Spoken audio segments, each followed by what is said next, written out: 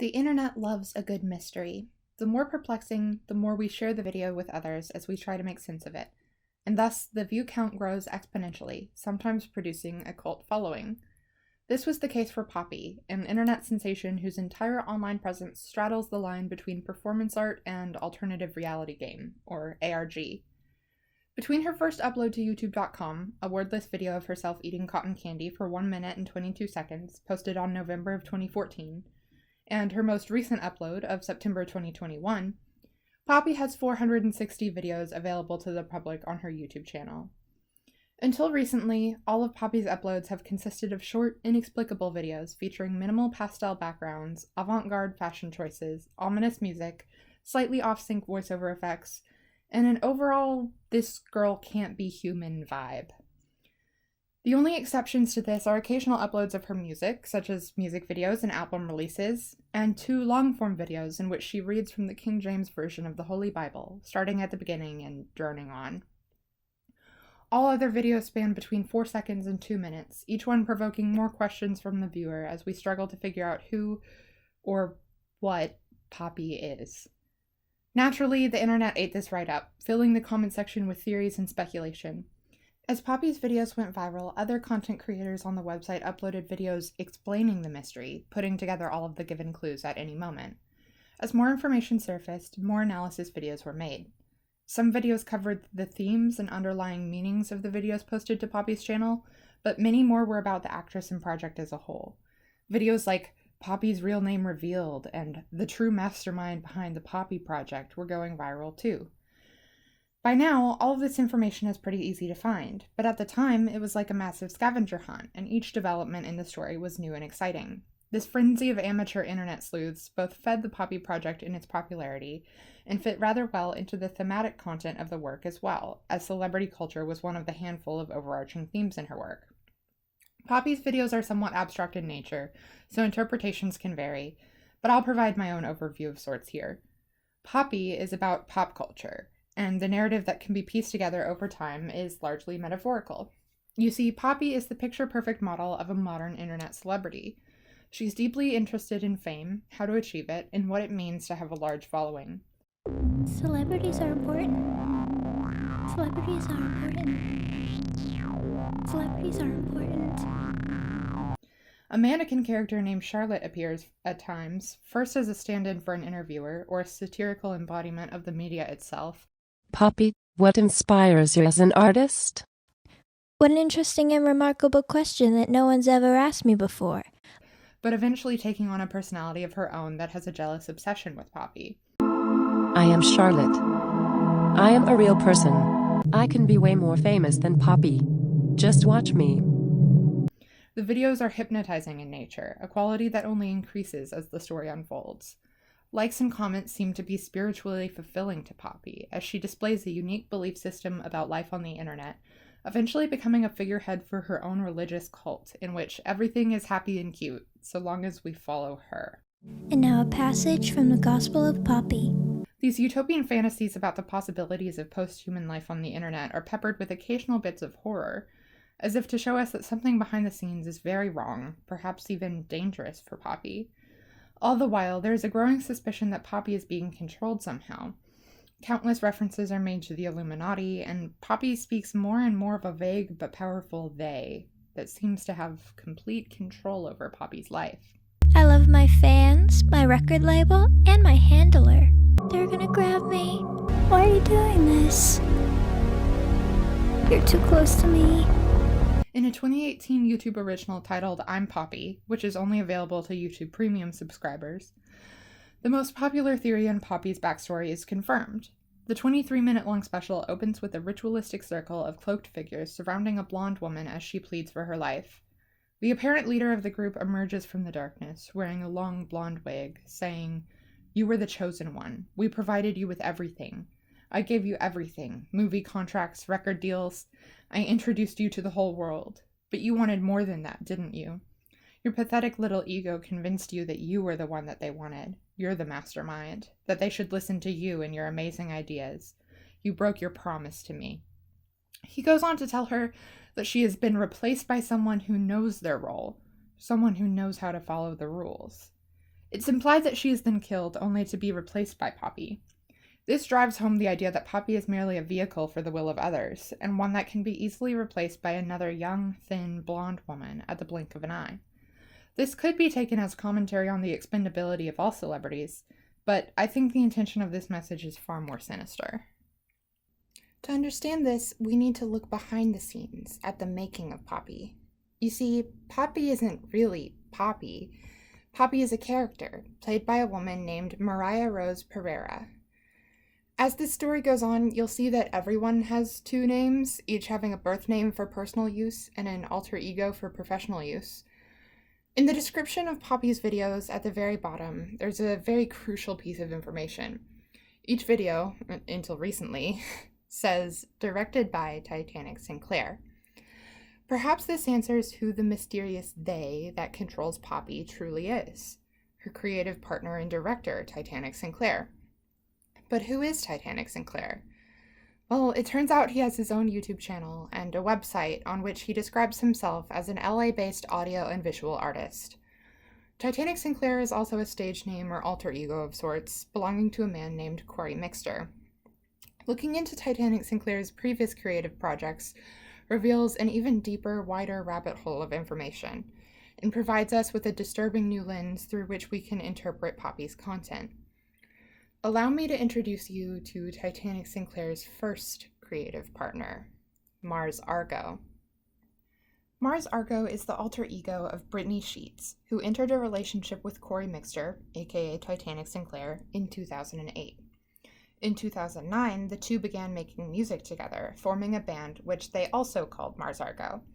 Together, they produced short films, music videos, and a show called Computer Show, which they published online on their YouTube channel by the name of grocerybag.tv. I understand that the naming situation here can be a bit confusing, so I'll provide a bit of a cheat sheet here.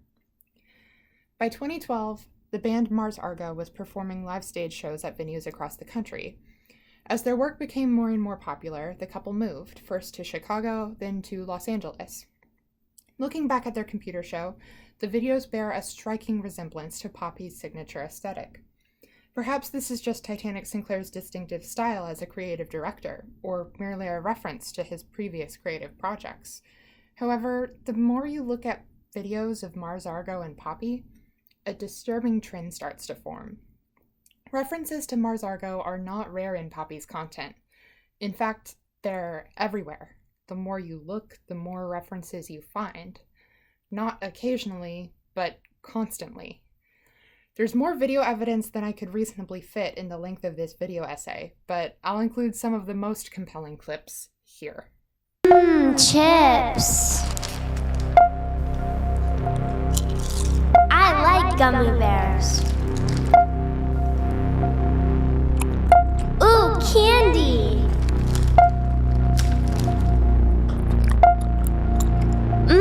Corn dogs. Pizza dippers.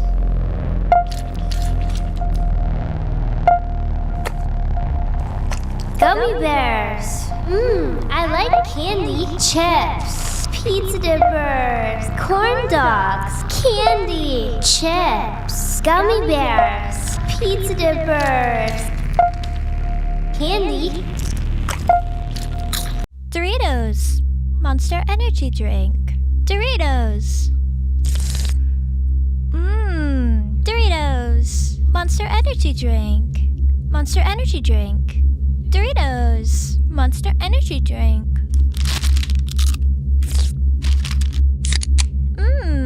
Monster Energy Drink. Doritos. Monster Energy Drink. Doritos.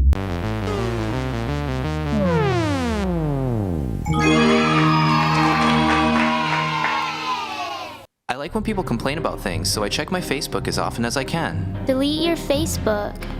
My life is unbelievably boring and I need to broadcast that to the world. I wonder if anyone I forgot about from high school is getting married. I better check my Facebook. I wonder what my dad's best friend from college thinks about the president. Delete your Facebook. Today I deleted my Facebook. Facebook is my daily reminder that nobody I know is interesting.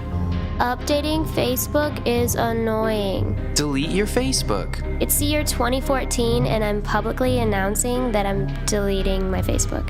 In the year 2006, I deleted my MySpace, and it is now the year 2014, and I am deleting my Facebook. Hey jerk. Delete your Facebook. Facebook will die, 'cause it's annoying. Delete your Facebook. Delete your Facebook. Delete your Facebook. Delete your Facebook. Delete your Facebook. Delete your Facebook. Delete your Facebook. Delete your Facebook. By 2016, internet sleuths and comment section theorists had caught on to these countless references to Mars Argo, and many began speculating about Mars Argo in the comments of Poppy's videos, often calling Poppy a copycat. At this point, Mars Argo had been completely absent from the internet for a year, and her disappearance was the new big mystery to be taken on by Poppy's cult following. On November 8th, 2016, a disturbing video of Mars Argo, titled "Everybody Wants It All," was posted to YouTube, in which she chews bubblegum, throws up blood, and holds a gun to her own head. This, coupled with her mysterious absence from the internet, caused even more concern and confusion. Had Mars Argo actually killed herself? Was this a metaphor, as if to kill her character, allowing Poppy to take her place? Around this time, Poppy started referring to the number 336 in multiple videos, even releasing a full-length album of ambient music titled 336. In an interview with Dom's Sketchcast, when asked how he would like to be drawn for the cover image, Titanic Sinclair requests to be surrounded by vintage Commodore 64 computer monitors, each with 336 displayed in flashing colors. What is the significance of 336, you might ask? It happens to be the exact length of the Everybody Wants It All video from Mars Argo. Titanic Sinclair and Poppy used 336 as a way to lean even further into the mystery of Mars Argo's disappearance, furthering the connection between the two artists, and using Mars Argo's absence to add to the discussion and lore surrounding Poppy's work. None of this went unnoticed by Poppy's fan base of amateur internet sleuths, and the backlash escalated, growing from occasional critical YouTube comments to an entire community of Mars Argo supporters, all rallying under the same phrase, "Where's Mars Argo?" Lost and buried footage of previously deleted computer show segments and audio recordings of unreleased, or at least unstreamable on any current music streaming services, Mars Argo songs were popping up left and right. As more of Mars Argo's previously hidden work resurfaced, it became all the more clear that Poppy's themes of internet, celebrity, and pop culture with a focus on future and technology were all predated by extremely similar work dealing with the same subject matter.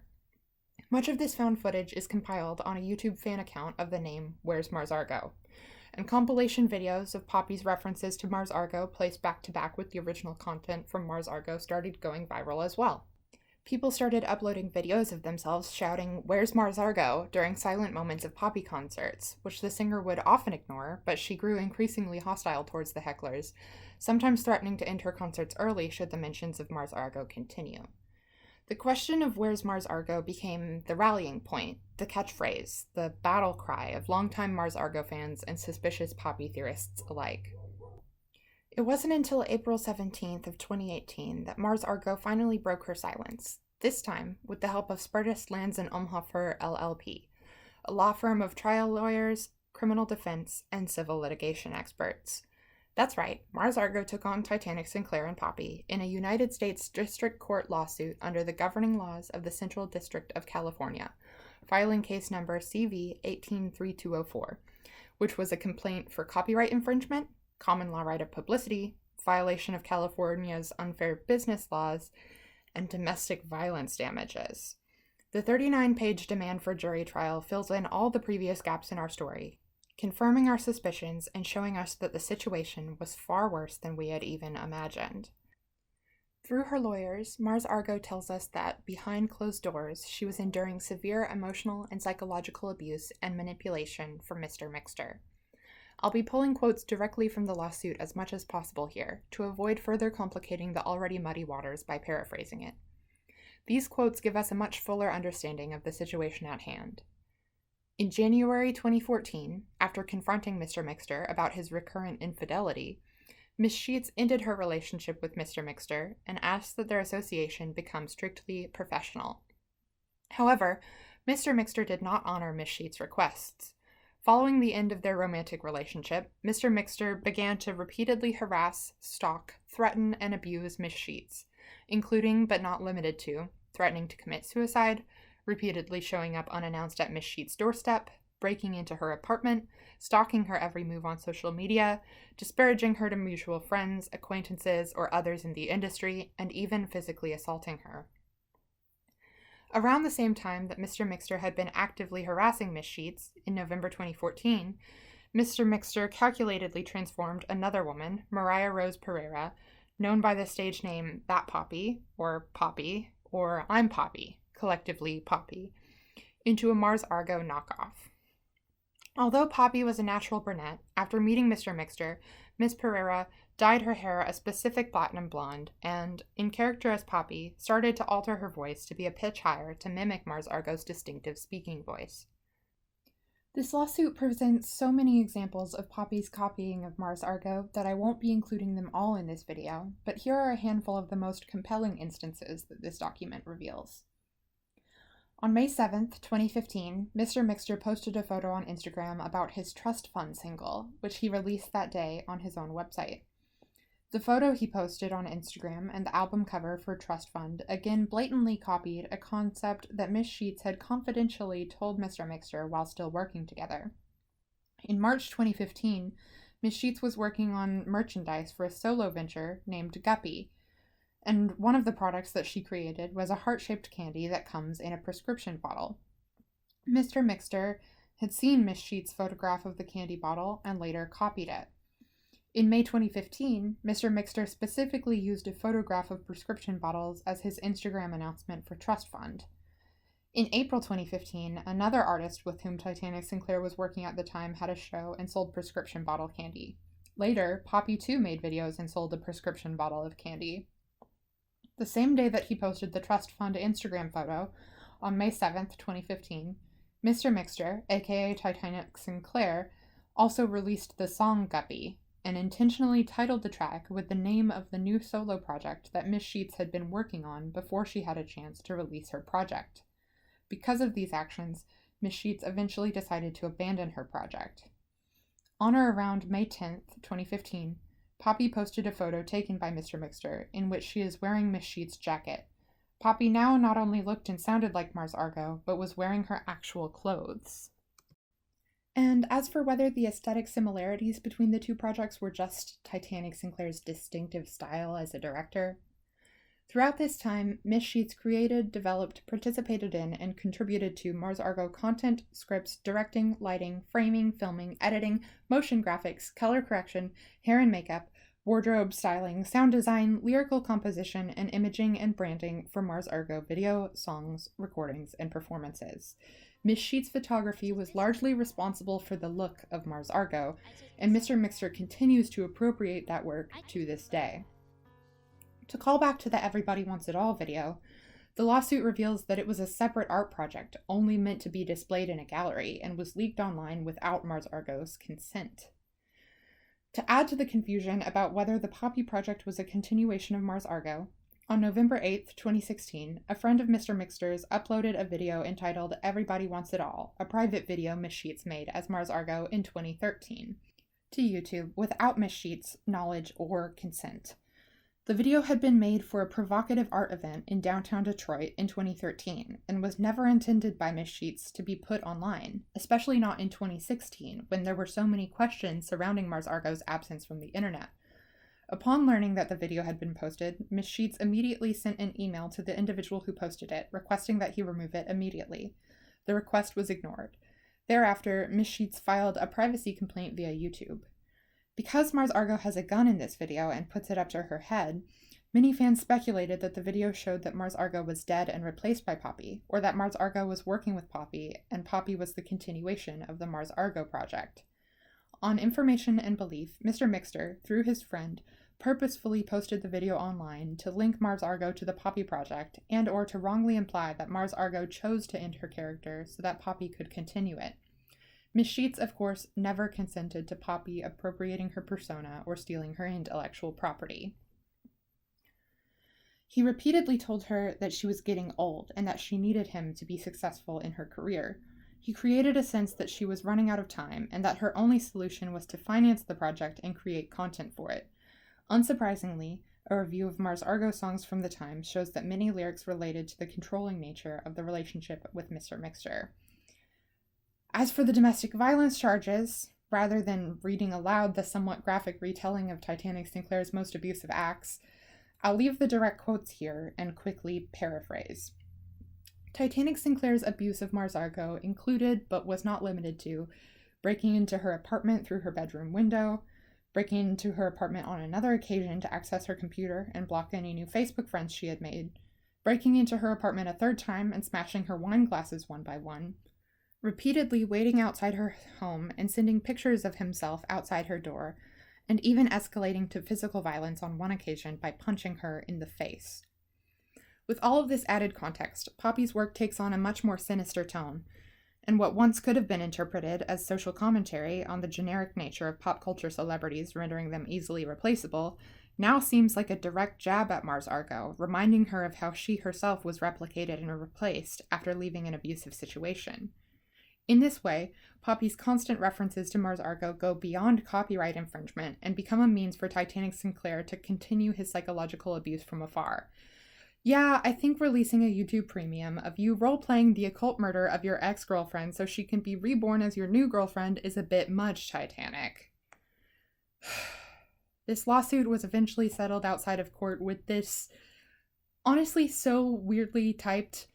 This made me seriously question if I might be dyslexic, but I don't know what else I would have expected from this guy. I am a pretentious art student, and I am original.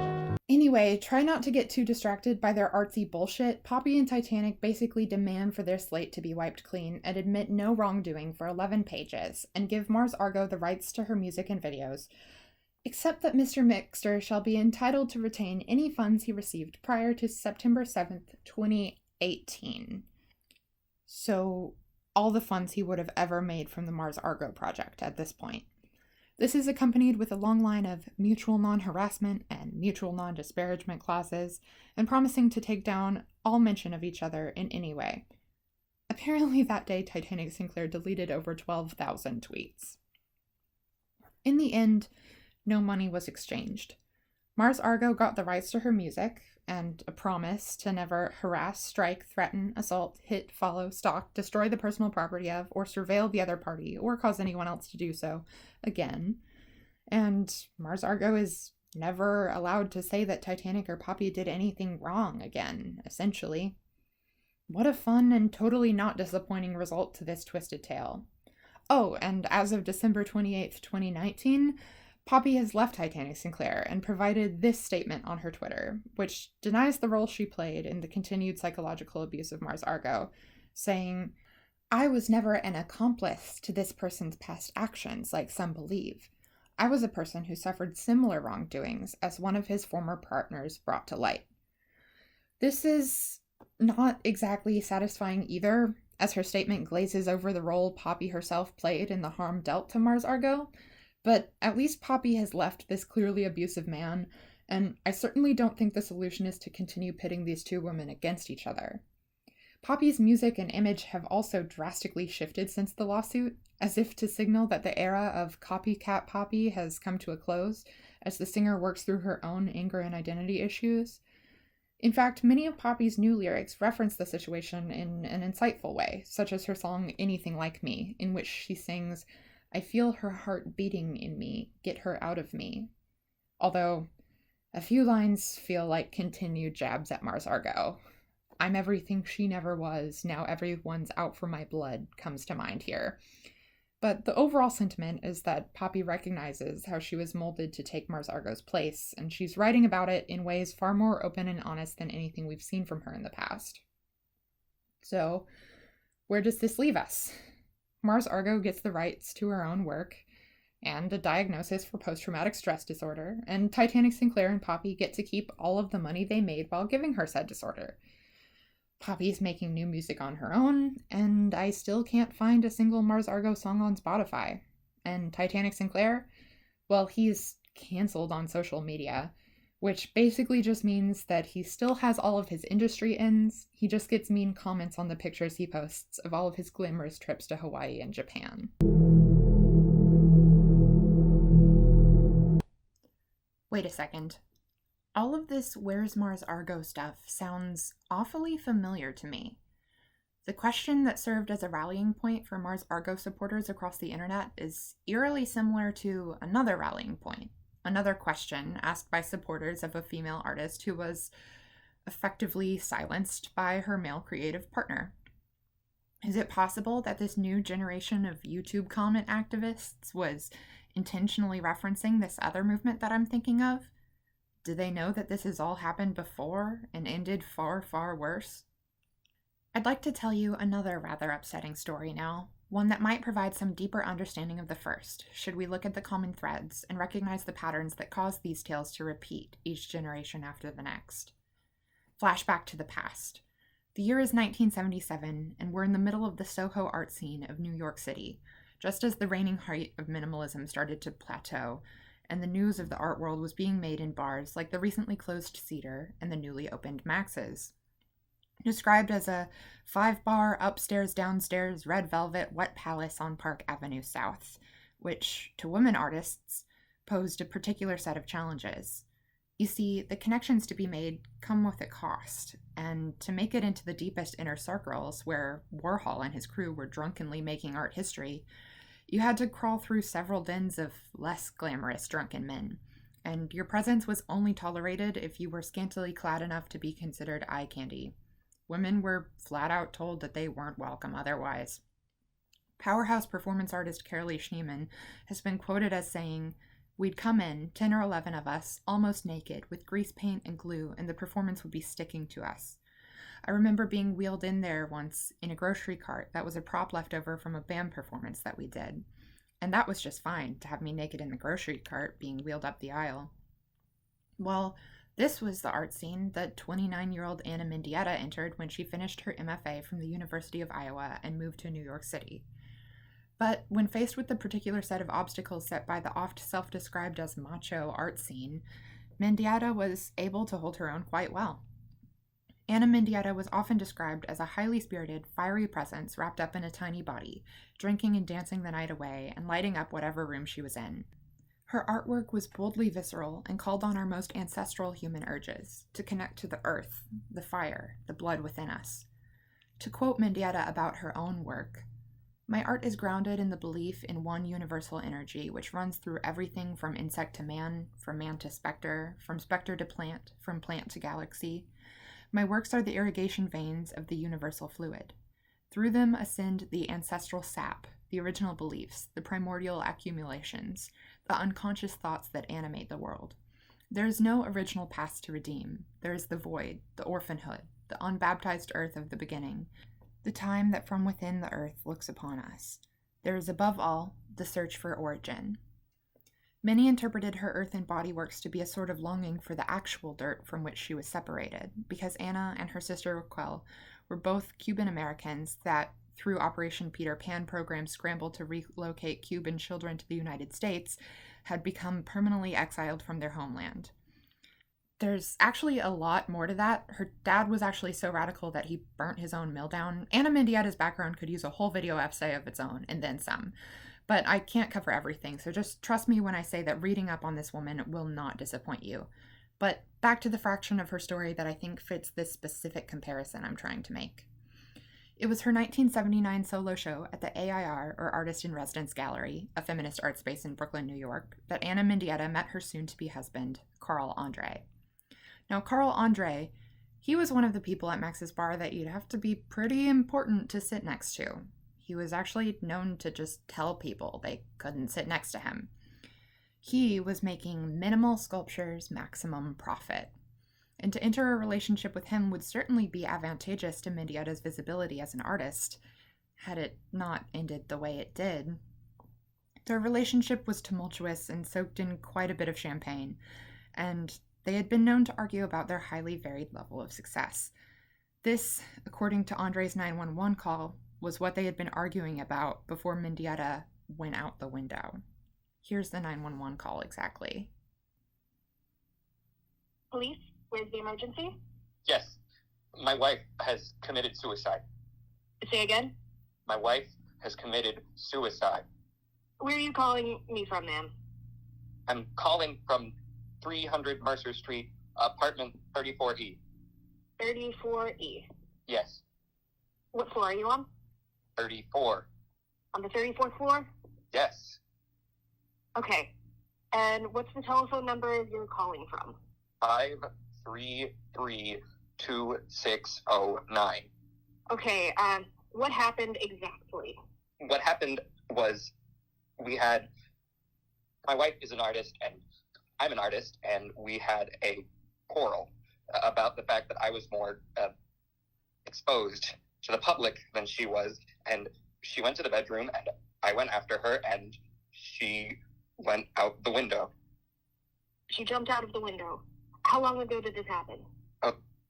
I don't know. It was, I don't know. What's your name? Ana Mendieta. Spell the last name? Mendieta.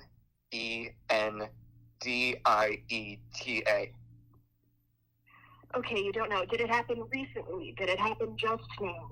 Oh, it happened just now. I can't tell you. All right, don't hang up now. Don't hang up. Stay with me. So she jumped from the window, right? Yes. Near Waverly Place, are you? Yes, it's Jumped from the 30th floor window. Your window faced the front or the back of the building? It's the back. I don't know. You faced the back of the building. Yeah. I don't know. It's I can't help you. I can't. Please. Okay. We'll be there as soon as possible. Okay. Please. But that story wasn't the same one Carl told police. What he says to police when first questioned is pretty interesting as well. He and his wife were watching a movie on television, he said. The movie had paralleled their lives, Mr. Andre continued, only the other way around. His wife wanted to go to bed with him, and he said no. She got mad, going off without him. 15 minutes after she went to the bedroom, said Mr. Andre, he looked in on her. She wasn't there. He went back again when the film ended 10 minutes later. Again, she wasn't there, and he called 911 to report that his wife had jumped. Maybe I was wrong, he said. She wanted to go to bed. I wanted to watch TV. I don't know. Maybe I should have gone to bed with her if that's what she wanted. In that sense, maybe I did kill her. Nobody had asked if he had killed her. He went on to say that he didn't see her jump and didn't look out the window. Upon asking how he knew she jumped, he said, I just know. One other particularly interesting tidbit from that first conversation with police stood out to me. You see, I'm a very successful artist and she wasn't. Maybe that got to her. And in that case, maybe I did kill her. So his story changed from I went after her and she went out the window to a full 10 minutes of her having already been out the window, in which he knew the bedroom was empty but resumed watching the film. From here on out, Andre claims to have no recollection of that night whatsoever. There's a great deal of more suspicious elements in this case, so I'll try to cover the main ones rather quickly so we can spend more time on analysis. Carl Andre had a fresh scratch on his nose that night, still bleeding, and a pretty bad one at that, and another on his arm. He claimed it was from his terrace door 10 days prior, but Anna's sister, Raquel, was told directly from May Stevens, a friend of Anna and Carl's who had been out to dinner with them just days before, that he had no scratch on his nose that night. Stevens is quoted as saying, "Yes, it's the truth, but I couldn't testify against Carl." There's also the testimony of Ed Mojzes, a doorman working within earshot that night, who heard a woman screaming, "No, no, no, no," approximately 4 seconds before what he thought was the sound of an explosion. But his testimony was dismissed because he had experienced auditory hallucinations in the past, although he hadn't had an episode in over 4 years at the time, and all of his previous auditory hallucinations had been whispers of familiar voices, close to his ears, never a woman pleading for her life from a great distance. There were also heaps of circumstantial evidence that were omitted from the judge's consideration on account of it being, well, circumstantial. But the motive was clearly there, it just couldn't be used in court. Ana had records stashed, evidence of Carl's recurrent infidelity that she had planned to use against him in a divorce.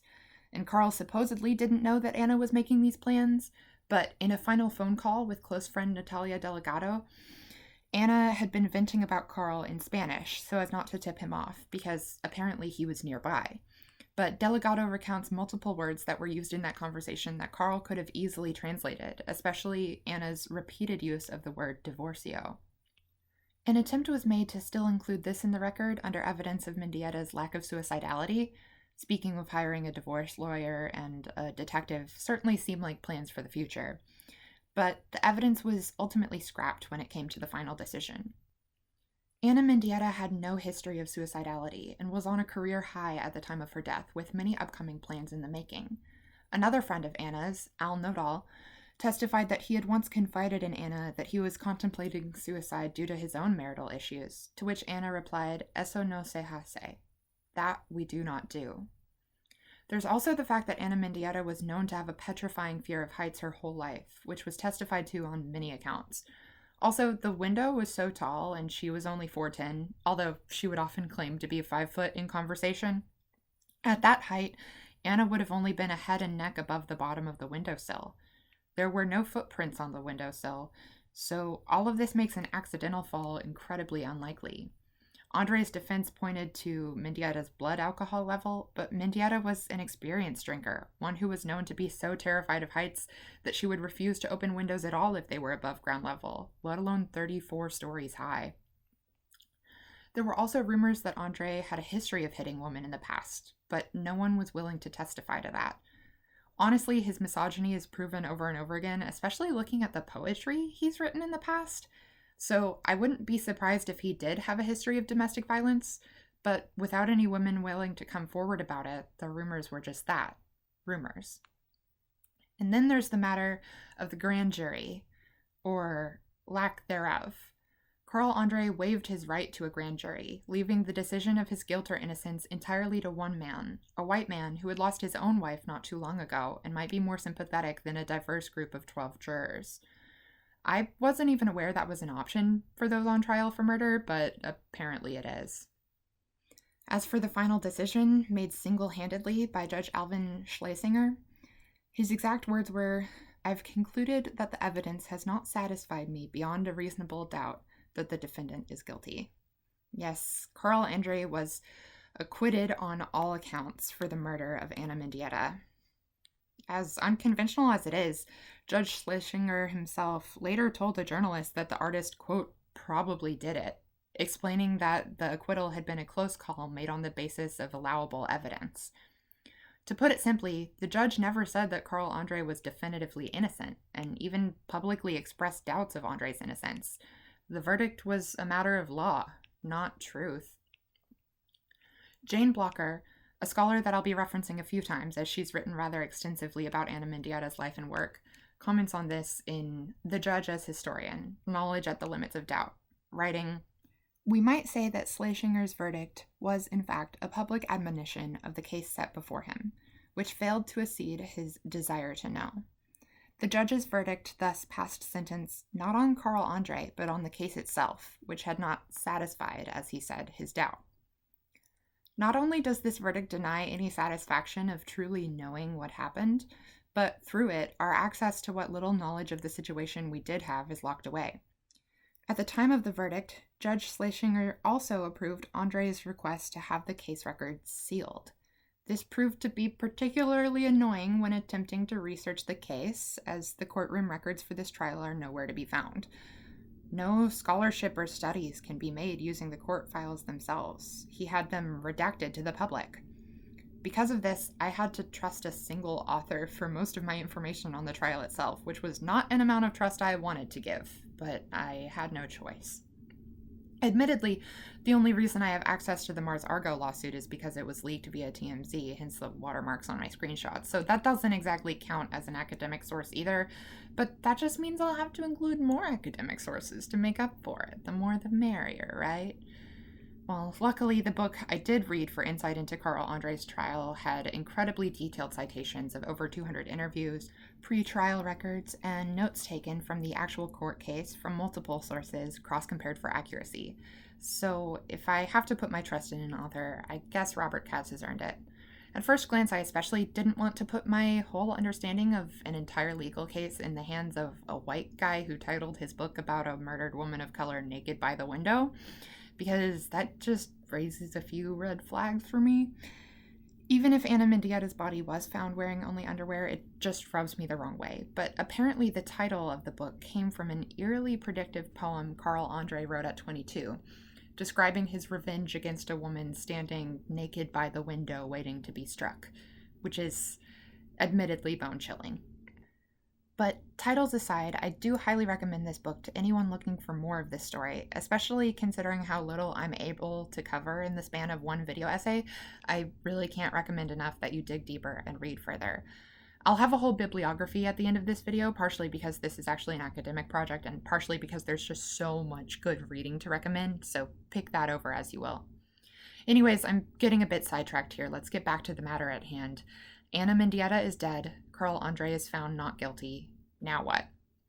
The New York art scene is almost instantly divided into two sides, one half outraged at Andre's acquittal, the other sympathetic to the widower that they considered having fallen victim to a feminist cabal.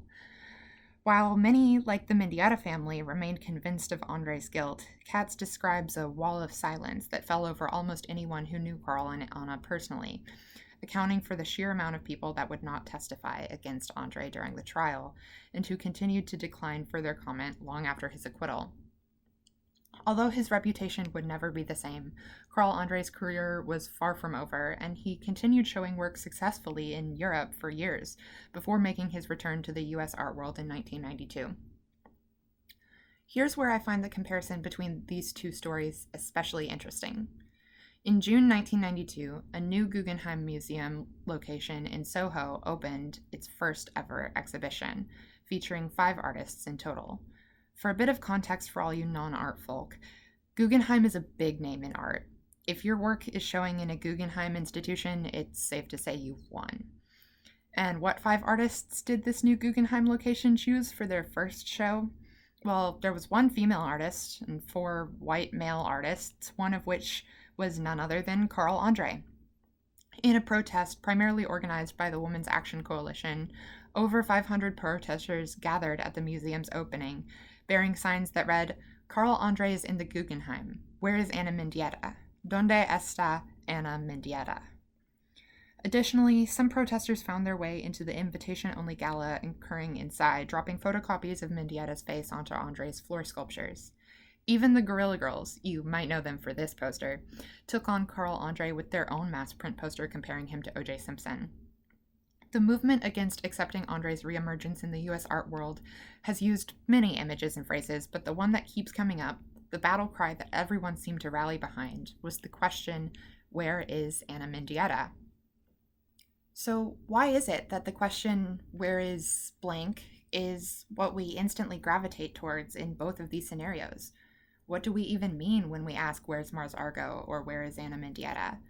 I have my own thoughts on this, but let's first inform that intuition with a bit more research. Jane Blocker, the scholar I mentioned before, wrote an entire book of the title, Where is Ana Mendieta?, which focuses primarily on providing a close theoretical and visual analysis of Mendieta's work, but has an introduction that dives more into the political implications of her death and the controversy surrounding it.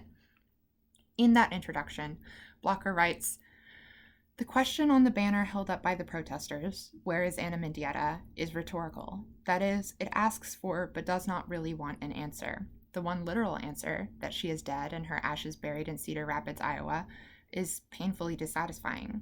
By asking where she is, the demonstrators are really asking where she is not.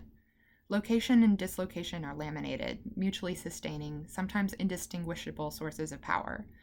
Thus, the strength of the question lies in the fact that it makes palpable, indeed demands a space for, Mendieta's incoherence and illegibility within the terms of the exhibition. It performatively reproduces her absence and makes her an elusive and powerful figure.